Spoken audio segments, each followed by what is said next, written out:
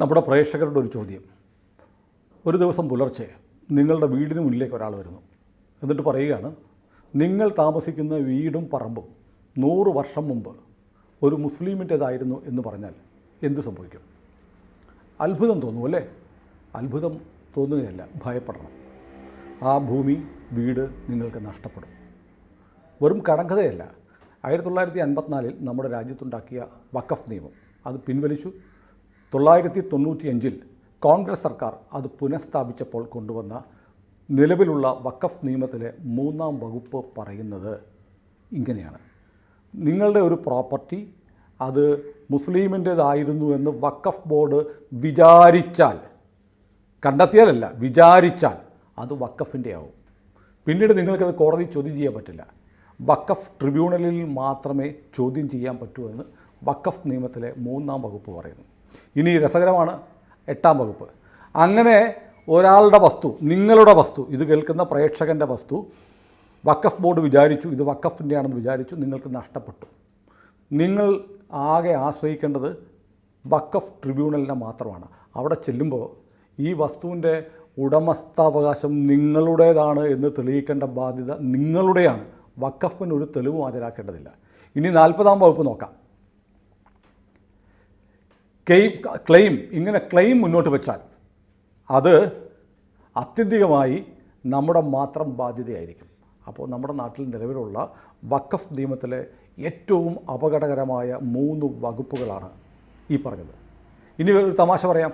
നമ്മുടെ രാജ്യത്ത് ഏതാണ്ട് ഒരുപാട് സ്ഥലങ്ങൾ സർക്കാരിൻ്റെ ഉണ്ട്. ഏറ്റവും കൂടുതൽ പ്രോപ്പർട്ടി ഉള്ളത് ഇന്ത്യൻ റെയിൽവേക്കും ഇന്ത്യൻ ആർമിക്കുമാണ്. അത് കഴിഞ്ഞാൽ ഏറ്റവും കൂടുതൽ സ്വത്തുക്കളുള്ളത് വഖഫ് ബോർഡിനാണ്. വഖഫ് ബോർഡ് നിലവിൽ വരുമ്പോൾ ഉണ്ടായിരുന്നതിൻ്റെ ഇരട്ടിയിലേറെ ഭൂമി ഇന്ന് വഖഫ് ബോർഡിനുണ്ട്. സച്ചാർ കമ്മീഷൻ്റെ റിപ്പോർട്ടിൽ പറയുന്നത് വഖഫ് ബോർഡിൻ്റെ പ്രോപ്പർട്ടികളിൽ നിന്നുള്ള വരുമാനം 16,000 കോടി രൂപ വരെ ആക്കി മാറ്റാമെന്നാണ്. 16,000 കോടി രൂപ വരെ വഖഫ് ബോർഡിനുണ്ടാക്കാം. ഇതാണ് നമ്മുടെ നാട്ടിൽ നിലനിൽക്കുന്ന വഖഫ് നിയമം. ഈ നിയമത്തിലാണ് ഭേദഗതി വരുത്താൻ നരേന്ദ്രമോദിയുടെ 3-ാം സർക്കാർ ശ്രമിച്ചുകൊണ്ടിരിക്കുന്നത്. പാർലമെൻറ്റിൽ ബില്ല് അവതരിപ്പിച്ചത്. സത്യത്തിൽ ഭേദഗതി വരുത്തുകയല്ല വേണ്ട, ഈ നിയമം തന്നെ എടുത്തു കളയുകയല്ലേ രാമേന്ദ്ര സാർ ചെയ്യേണ്ടത്? അങ്ങനെയാണ് ചെയ്യേണ്ടത്. അത് ചെയ്യണം എന്ന് പറഞ്ഞപ്പോൾ പെട്ടെന്ന് എനിക്ക് ഓർമ്മ വന്നത്, ഈ ഇങ്ങനെ ഒരു നിയമം മുസ്ലിം രാജ്യങ്ങളില്ല. ഇല്ല, തുർക്കിയിൽ പോലും തുർക്കിയിലില്ലെന്ന് മാത്രമല്ല, തുർക്കിയില്ല, ലിബിയ ഇല്ല, ഈജിപ്ത് ഇല്ല, സുഡാൻ ഇല്ല, ലെബനനില്ല, സിറിയയില്ല, ജോർദാനില്ല, ഇറാഖിലില്ല, ഖത്തറില്ല. അതെ, ഖത്തറും ഇല്ല. വലിയ ഇസ്ലാമിക് രാജ്യങ്ങളിൽ നിന്നും ഏകാധിപത്യ ഇസ്ലാമിക രാജ്യങ്ങളിൽ നിന്നും അറിയപ്പെടുന്ന സ്ഥലങ്ങളിൽ പോലും ഇങ്ങനൊരു നിയമമില്ല. ഏറ്റവും പുതിയൊരു കാര്യം ഇപ്പോൾ ഞാൻ പറയാം. മധ്യപ്രദേശ് ഹൈക്കോടതിയുടെ ഒരു വിധി വന്നു. അത് വന്നു. എന്താണ് അതിൽ? ബുർഹാൻപൂർ കോട്ട എന്ന് പറഞ്ഞൊരു കോട്ടയുണ്ട്. അവിടെ ഏതോ മുസ്ലിം പ്രധാനപ്പെട്ട രാജാക്കന്മാരുടെയോ മറ്റോ ശവക്കല്ലറയുണ്ട്. അതുകൊണ്ട് ഈ കോട്ട ഞങ്ങളുടേതാണെന്ന് ആവശ്യപ്പെട്ട് വഖഫ് ബോർഡ് കേസ് കൊടുത്തു. ഷാ ഷൂജയുടെ, പിന്നെ നാദിർ ഷാ, ബിബി സാഹിബ് തുടങ്ങിയവരുടെ ശവകുടീരമാണ്. അതിൽ ഒരെണ്ണം പറഞ്ഞത് ഇന്നയാളുടെ സ്മാരകം എന്ന് പറഞ്ഞത് തെറ്റുമായിരുന്നു, ഷാഷോജയുടെ ആണെന്ന് പറഞ്ഞു. അപ്പോൾ കേസ് കൊടുത്തപ്പോഴത്തേക്ക് ഇവർ പറഞ്ഞത് ഞങ്ങളുടെ പ്രോപ്പർട്ടിയാണെന്ന് പറഞ്ഞു. അപ്പോൾ ജസ്റ്റിസ് അലുവാലി ചോദിച്ചൊരു ചോദ്യമുണ്ട്. ഇങ്ങനെയാണെങ്കിൽ മുഗളന്മാരാണല്ലോ ഇന്ത്യ ഭരിച്ചത്, അതുകൊണ്ട് ഇന്ത്യ മുഴുവൻ നിങ്ങളുടേതാണെന്ന് നിങ്ങൾ ആവശ്യപ്പെടുമോ? വലിയ ചോദ്യമാണ്. അതെ, ആവശ്യപ്പെട്ടത് തന്നെയാണ്. കാരണം മുഗൾ ഭരണത്തിൻ്റെ കീഴിലുണ്ടായിരുന്ന രാജ്യം മുഴുവൻ മുസ്ലിമിൻ്റേതായിരുന്നു. അന്ന് ഒരു ക്ലെയിം വേണമെങ്കിൽ വഖഫ് ബോർഡിന് വെക്കാം. ഇന്ത്യയെ ഇസ്ലാമിക രാജ്യമാക്കാൻ വേണ്ടി ഉണ്ടാക്കിയ നിയമമാണ്. എന്ന് മാത്രമല്ല, ഈ ബുർഹാൻപൂർ കോട്ട പക്ഷേ മധ്യപ്രദേശ് ഹൈക്കോടതി കൊടുക്കുന്നതിന് കാരണം, നിങ്ങൾ പറയുന്ന വഖഫ് നിയമമുണ്ട്, പക്ഷേ ഇന്ത്യ ഗവൺമെൻറ് സംരക്ഷിത സ്മാരകമായിട്ട് ആർക്കിയോളജിക്കൽ സർവേ ഓഫ് ഇന്ത്യ ഇത് ഏറ്റെടുത്തിരിക്കുന്നതുകൊണ്ട് അങ്ങനെ വിജ്ഞാപനം ചെയ്തുകൊണ്ട് ഇത് ബാധകമല്ല. അല്ലെങ്കിൽ ഈ കോട്ട അത് പോയേനെ. അപ്പോൾ കോടതി ജസ്റ്റിസ് അലുവാലിയ ചോദിച്ച ചോദ്യം ഓരോ ഹിന്ദുവും ക്രിസ്ത്യാനിയും, കേരളത്തിൽ ഈ 2 പേരല്ലേ ഉള്ളൂ, ചങ്കിടിപ്പോടെ കേൾക്കണം. കാരണം ഇന്ത്യ മുഴുവൻ വഖഫിൻ്റേതാണെന്ന് അവകാശപ്പെടാൻ ഈ നിയമപ്രകാരം കഴിയും. നിങ്ങൾ ആരും അറിഞ്ഞിട്ടില്ല, നമ്മളാരും അറിയാതെ വീട്ടിൽ കിടന്നുറങ്ങുക. നാളെ ഒരാൾ വന്ന് പറയുക 100 വർഷം മുമ്പ് എൻ്റെ ഒരപ്പൂപ്പൻ്റെ പ്രോപ്പർട്ടി ആയിരുന്നു എന്ന് പറഞ്ഞാൽ ഇറങ്ങിക്കൊടുത്തേ പറ്റുള്ളൂ. അതാണ് നിയമം. നിങ്ങൾക്കൊരു കോടതിയിലും പോകാൻ പറ്റില്ല. അവിശ്വസനീയമെന്ന് തോന്നും. ഇതാണ് സത്യം, ഇതാണ് വസ്തുത. ഇതിനെതിരെ ഈ നിയമത്തിലാണ് ഇപ്പോൾ കേന്ദ്രം ഭേദഗതി കൊണ്ടുവരാൻ പോകുന്നത്.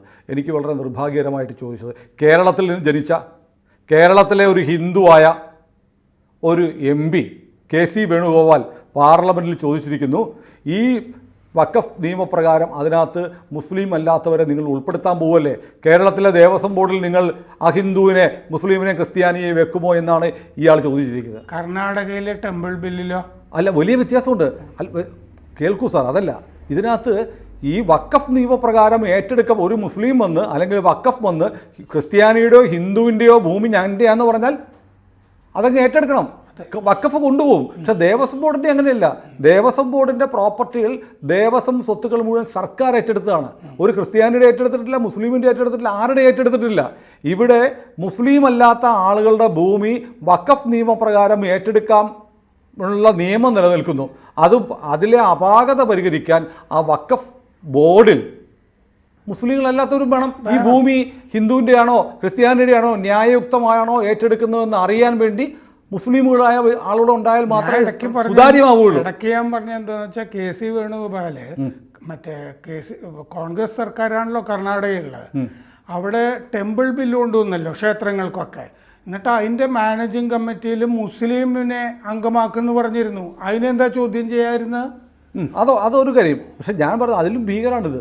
അതിലും ഭീകരം KC വേണുഗോപാൽ ചോദിക്കുന്നത് കേരളത്തിലെ ക്രിസ്ത്യാനിയുടെയും മുസ്ലിമിൻ്റെയും ഭൂമി വഖഫ് കൊണ്ടുപോയാൽ അത് അവർക്ക് കൊടുക്കണോ കൊടുക്കണ്ടേ എന്ന് തീരുമാനിക്കുന്ന മുസ്ലിങ്ങൾ തീരുമാനിക്കും. ഇപ്പോഴത്തെ നിയമപ്രകാരം KC വേണുഗോപാൽ പറയുന്നത് അവർ മാത്രം തീരുമാനിച്ചാൽ മതി. അത് പോരാന്നാണ് കേന്ദ്രം പറയുന്നത്. കാരണം ഇത് മുസ്ലിങ്ങളെ മാത്രം ബാധിക്കുന്ന കാര്യമല്ല. ഇന്ത്യയിലെ ഏത് പ്രോപ്പർട്ടിയും ഈ നിയമപ്രകാരം ഏറ്റെടുക്കാമെന്നിരിക്കെ അതിൽ തീർപ്പ് കൽപ്പിക്കാൻ ഉള്ള ബോഡിയിൽ മുസ്ലിങ്ങളല്ലാത്തവരും വേണം. അത് ദേവസ്വം ബോർഡ് പോലെയാണെന്ന് ചോദിക്കുന്ന ഇയാൾ പരമ ഹിന്ദു വിരുദ്ധനല്ലേ? പുതിയ നിയമത്തില് കേന്ദ്ര വഖഫ് കൗൺസിലിലും മുസ്ലിം ഇതരരായ 2 പേര് വേണം. സംസ്ഥാന വഖഫ് ബോർഡുകളിലും മുസ്ലിം ഇതരരായ 2 പേര് വേണമെന്ന് നിയമത്തിൽ പറഞ്ഞിട്ടുണ്ട്. അല്ല, അതിന് ദേവസ്വം ബോർഡുമായി താരതമ്യം ചെയ്ത് ഈ നാട്ടിലെ ഹിന്ദുക്കളെ കബളിപ്പിക്കാൻ നോക്കുകയാണ്. അതെ ഇയാൾ ഹിന്ദു വിരുദ്ധനാണ്. അതെ, ഹിന്ദുവിന്റെ സ്വത്തുക്കൾ മുഴുവൻ മുസ്ലിങ്ങൾ എടുത്തുകൊണ്ട് പൊക്കോട്ടെ എന്നാണ് ഈ പറയുന്നത്. അങ്ങനെയാണല്ലോ ഈ KC വേണുഗോപാലിന്റെ നേതാവ് മൻമോഹൻ സിംഗ് അവസാനം രാജിവെച്ചു പോകുമ്പോൾ ഡൽഹിയിൽ പ്രൈം പ്രോപ്പർട്ടി 123 എണ്ണം വഖഫ് ബോർഡിന്, അതായത് 2014 മാർച്ചിൽ ലോക്സഭാ ഇലക്ഷന് തൊട്ട് മുമ്പ് 123 പ്രധാന സ്വത്തുക്കൾ വഖഫ് ബോർഡിന് കൊടുത്തു. അത് അവിടെ ഇലക്ഷൻ ജയിക്കാൻ വേണ്ടി ശരിക്കും ആ നഗരവുമായി ബന്ധപ്പെട്ട് കിടക്കുന്ന പ്രോപ്പർട്ടീസാണ്. ചിലതൊക്കെ പള്ളി മോസ്കിന്റെ അടുത്തുള്ള സ്ഥലങ്ങളൊക്കെയാണ്. ആ 123 സ്ഥലങ്ങളും ഞാൻ വായിച്ചിട്ടുള്ളതാണ്. ഏതൊക്കെയാണെന്ന് നോക്കിയതാണ്. ഇത് മറ്റേ മോദി കഴിഞ്ഞ തെരഞ്ഞെടുപ്പ് പ്രചരണ കാലത്തും ഇത് ഒരു സ്ഥലത്ത് ഇഷ്യൂ ആയിട്ട് പറഞ്ഞിരുന്നു. ഇങ്ങനെ വിതരണം ചെയ്തുകൊണ്ടിരിക്കുകയാണ്. എനിക്ക് തോന്നുന്നത് ഇന്ത്യയെ ഇസ്ലാമിക രാജ്യമായി സാവകാശം മാറ്റാൻ വേണ്ടി ചെയ്തൊരു ചതിയാണ് ഈ വഖഫ് നിയമം. അതായത് നമ്മൾ ഇന്ത്യ വിഭജനം ഉണ്ടായല്ലോ, ഇവിടെ നിന്ന് മുസ്ലിംസ് മുഴുവൻ പാകിസ്ഥാനിലേക്ക് പോയപ്പോൾ നമ്മൾ ഇതെന്തറിയോ, മുസ്ലിംസിന്റെ സ്വത്തുക്കൾ പ്രോപ്പർട്ടി മുഴുവൻ എടുത്തിട്ട് വഖഫിന്റെ കീഴിലാക്കി. പാകിസ്ഥാനിൽ നിന്ന് ഹിന്ദുക്കൾ ഇങ്ങോട്ട് പോന്നപ്പോൾ അത് മുഴുവൻ അവിടുത്തെ മുസ്ലിങ്ങളും എടുത്തു, പിന്നെ സർക്കാരും ഏറ്റെടുത്തു. അതെ, ഇപ്പം എന്താണെന്ന് വെച്ച് കഴിഞ്ഞാൽ ബംഗ്ലാദേശിൽ നിന്ന് പോലും ഒരു ഹിന്ദുവിനെ അവിടെ നിന്ന് അനങ്ങാൻ പറ്റില്ല. എന്താണെന്ന് വെച്ചാൽ പോയി കഴിഞ്ഞാൽ അത് എനിമി പ്രോപ്പർട്ടി ആയിട്ട് ആയിരിക്കും. അതാണ് അവിടുത്തെ സംഭവം. ഇവിടെ വഖഫിനിപ്പോൾ 9.4 ലക്ഷം ഏക്കർ വസ്തുവാണ് ഉള്ളത്. അതിൽ 8.7 ലക്ഷം സ്വത്തുക്കളുണ്ട്, കെട്ടിടങ്ങളും ഒക്കെ ആയിട്ട്. അതായത് 8,54,509 പ്രോപ്പർട്ടീസ് ഉണ്ട്. അതെ, ഇത് കെട്ടിടങ്ങളുണ്ട്. അതെ, ഇത് 95 ഈ നിയമം വരുന്നതിന് മുമ്പ് ഇതിന്റെ പകുതി ഉണ്ടായിരുന്നുള്ളൂ. 4.5 ലക്ഷം ഹെക്ടറേ ഉണ്ടായിരുന്നു. അതായത് നമ്മുടെ ഭൂമി കൂടിയിട്ടില്ല, രാജ്യത്തിന്റെ ഭൂമി കൂടിയിട്ടില്ല, വഖഫിന്റെ ഭൂമി കൂടി. വഖഫ് പോയി ഓരോ സ്ഥലത്ത് ക്ലെയിം ചെയ്യും, ഇത് ഞങ്ങളുടേതാന്ന് പറയും. പിന്നെ ഈ നമ്മുടേത് വഖഫ് ബോർഡ് വന്ന് പറഞ്ഞു കഴിഞ്ഞാൽ പിന്നെ ബലാത്സംഗ കേസിലെ പ്രതിയെ പോലെയാണ്. ഇത് ചെയ്തിട്ടില്ല എന്ന് തെളിയിക്കേണ്ടത് നമ്മുടെ ഉത്തരവാദിത്തമാണല്ലോ. അതായത് നമ്മൾ പിന്നെ പ്രോപ്പർട്ടി ഇറങ്ങി കൊടുത്തേ പറ്റുള്ളൂ. ഇതിപ്പോ നമ്മൾ കേരളത്തിൽ ആർക്കും വലിയ അനുഭവം ഉണ്ടാകാത്തതുകൊണ്ടാണ്. വൈപ്പിനിൽ കേസുണ്ട്. ചെറായില് ഒരു ക്രിസ്ത്യൻ പള്ളിയും 400ഓളം കുടുംബങ്ങളും ഇരിക്കുന്ന സ്ഥലം വഖഫിന്റെ ആണെന്ന് വഖഫ് ബോർഡ് അവകാശപ്പെട്ടിരിക്കുക. അവകാശപ്പെട്ട് കഴിഞ്ഞാൽ ഈ നിയമത്തിലെ 3-ാം വകുപ്പ് അനുസരിച്ച് അങ്ങനെ വഖഫിന് തോന്നിയാൽ ആ സെക്കൻഡിൽ വഖഫിന്റെ ആയി. ഗുരുവായൂർ ക്ഷേത്രത്തിന്റെ തളിയിൽ എന്ന് പറഞ്ഞ ആ പ്രോപ്പർട്ടിയിലും ഇങ്ങനൊരു പ്രശ്നം വന്നിട്ടുണ്ട്. പിന്നെ നേരത്തെ ഈ മധ്യപ്രദേശ് കേസ് പറഞ്ഞല്ലോ, 2 മാസം മുമ്പ് ഹൈദരാബാദിൽ കോടതിയുടെ ഒരു വിധി വന്നു. അവിടെ ഒരു പഞ്ചനക്ഷത്ര ഹോട്ടൽ തമിഴ്നാട്ടിലൊരു ഗ്രാമം, ഒരു 6 വില്ലേജുകളും 1500 വർഷം ക്ഷേത്രവും വഖഫ് കൊണ്ടുപോയി. വഖഫ് പറയാൻ ഞങ്ങളുടെയാണ്. അപ്പോ കോടതി വേറെ ആരുമല്ല, രാഷ്ട്രീയക്കാരല്ല ചോദിച്ചിരിക്കുന്നത്. ജസ്റ്റിസ് അലുവാലിയ, മധ്യപ്രദേശ് ഹൈക്കോടതിയിലെ ജഡ്ജി, ഈ കേസ് പരിഗണിച്ച് ഇന്നലെ ചോദിച്ച ചോദ്യം വളരെ പ്രധാനമാണ്. ഇങ്ങനെയാണെങ്കിൽ നിങ്ങൾക്ക് ഇന്ത്യ മുഴുവൻ വഖഫിൻ്റെ ആക്കാമല്ലോ? ആക്കാം. കാരണം ഇവിടുത്തെ മുസ്ലിം രാജാക്കന്മാർ ഭരിച്ചതാണ്. അതുകൊണ്ട് അവരുടെ ഭൂമിയായിരുന്നു. ഇത് വഖഫിൻ്റെ ആണെന്നോ ഇന്ത്യ മുസ്ലിം രാജ്യമായി. അതെ. ഇതിൻ്റെ അകത്ത് പിന്നെ ഈ മുസ്ലിങ്ങൾക്കിടയിൽ തന്നെ വേറെ വിഭാഗങ്ങളുണ്ടല്ലോ, സുന്നികളല്ലാതെ. ഇപ്പം ആഗാ ഖാനി, ബൊഹ്റ, അങ്ങനെയുള്ള പിന്നാക്കം മുസ്ലിങ്ങൾക്ക് വേറെ വഖഫ് ബോർഡ് ഈ നിയമത്തിൽ വിഭാവനം ചെയ്യുന്നുണ്ട്. ആ കൂട്ടത്തിലെ പിന്നാക്കക്കാരെ കണക്കിലെടുത്തിട്ടുണ്ട്. ബോർഡിന് ഇനി മുതൽ ഈ നിയമം വന്നാൽ ഏതെങ്കിലും ഒരു സ്വത്ത് കയറി ഞങ്ങളുടേതാണെന്ന് പറയാൻ പറ്റില്ല. വേറെ തമാശയോട് ഇപ്പോഴുള്ള നിയമപ്രകാരം ഒരു ഖബർസ്ഥാൻ, ശ്മശാനമുണ്ട്. ശ്മശാനത്തിനൊരു മതിൽ കെട്ടിയാൽ ആ മതിലിന് ചുറ്റുമുള്ള സ്ഥലം അങ്ങനെ മതിൽ കെട്ടി ചില സ്ഥലത്ത് തിരിച്ചെടുത്തിട്ടുണ്ട് അവര്. അതായത് ഒരു ശ്മശാനത്തിന് പള്ളിക്കാരൊരു മതിൽ കെട്ടിയാൽ ആ മതിലിന് ചുറ്റുപാടുള്ള സ്ഥലം ഓട്ടോമാറ്റിക്കലി വഖഫിൻ്റെ ആവും. ഏതെങ്കിലും മുസ്ലിം ഖബർസ്ഥാൻ അടുത്ത് താമസിക്കുന്ന ആളുകളുണ്ടെങ്കിൽ നിങ്ങളൊന്ന് ആലോചിച്ചോ, നിങ്ങളുടെ ഭൂമി അവർ നിയമത്തിൽ പറഞ്ഞ വഖഫ് ബോർഡ് വിചാരിച്ചാൽ മതി എന്നാണ്. അങ്ങനെ ഭയങ്കര ആർബിട്രറി ആയിട്ടുള്ള ക്ലോസ് ആണ്. ഞങ്ങളുടേതാണെന്ന് വഖഫ് ബോർഡ് വിചാരിച്ചാൽ, തെളിവൊന്നും വേണ്ട. If it seems to the Waqf board എന്നാണ് ഇംഗ്ലീഷിൽ പറഞ്ഞിരിക്കുന്നത്. അങ്ങനെ തോന്നിയാൽ മതി, വഖഫ് ബോർഡിന് തോന്നിയാൽ മതി എന്നാണ്. ഒരു നിയമത്തിലും ലോകത്ത് അങ്ങനെ പറയാൻ പാടില്ല. അല്ല, എന്നിട്ടോ ഇതിനൊന്നും അപ്പീൽ പ്രൊവിഷൻ ഇല്ല. സുപ്രീം കോടതി പോകുമ്പോൾ പാടില്ല. ഈ നിയമത്തെ തുടരുതെന്ന് പറയുന്നവർ ഈ രാജ്യത്ത് 2 നിയമം വേണം. രണ്ടാമത്തെ നിയമം എന്ന് പറയുന്നത് ശരീഅത്ത് നിയമമാണ്.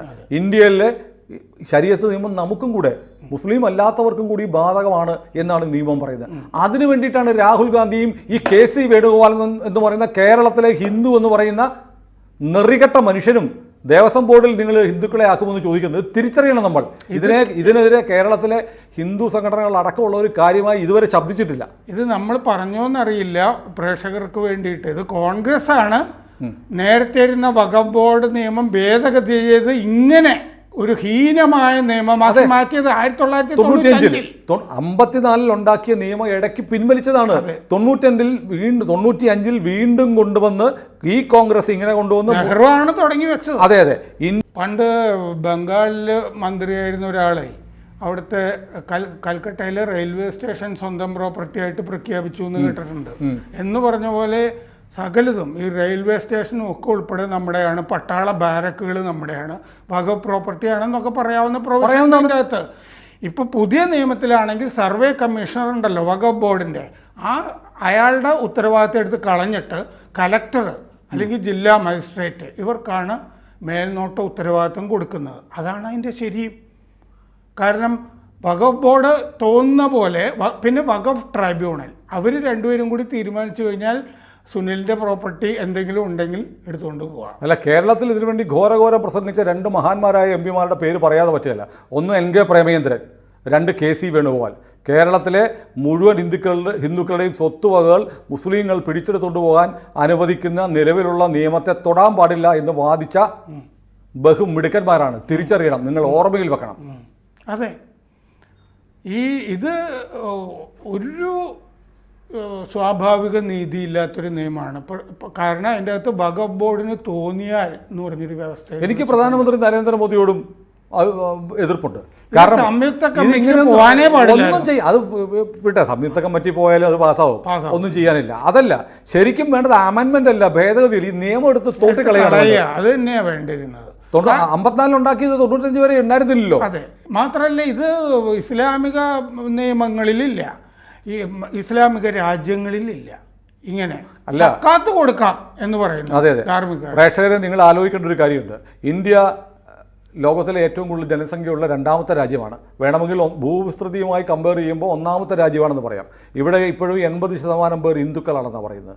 ഹിന്ദുക്കൾക്ക് ഈ നാട്ടിൽ എങ്ങനെ ജീവിക്കാൻ കഴിയും? നിങ്ങൾക്ക് ആകെയുള്ള ഒരു പിടി മണ്ണ് വേണമെങ്കിൽ ഏത് നിമിഷവും വഖഫ് ബോർഡിന് കൊണ്ടുപോകാം എന്ന തരത്തിൽ 95-ലെ കോൺഗ്രസ് സർക്കാർ ഒരു നിയമം ഉണ്ടാക്കി വെച്ചിരിക്കുക.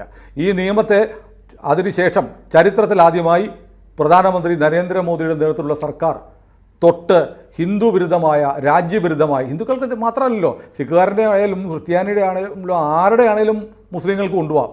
അങ്ങനൊരു കിരാത നിയമം, രാജ്യത്തെ നിയമം ഒന്നും ബാധകമല്ല, രാജ്യത്തെ കോടതി ബാധകമല്ല എന്ന് പറയുന്ന നിയമത്തെ പൊളിച്ചെഴുതാൻ കേന്ദ്ര സർക്കാർ ശ്രമിക്കുകയാണ്. നരേന്ദ്രമോദി എന്നൊരു പ്രധാനമന്ത്രി ഇല്ലായിരുന്നെങ്കിൽ നിങ്ങളിത് അറിയുമായിരുന്നു. ഇവിടെയാണ് മോദിയുടെ പ്രസക്തി, അല്ലേ? ശരിയല്ലേ ഞാൻ പറഞ്ഞത്? കൂടുതൽ വാർത്തകളും വിശേഷങ്ങളും നിങ്ങളിലേക്ക് എത്താൻ ABC മലയാളം സബ്സ്ക്രൈബ് ചെയ്യുക, ബെൽബട്ടനും അമർത്തുക.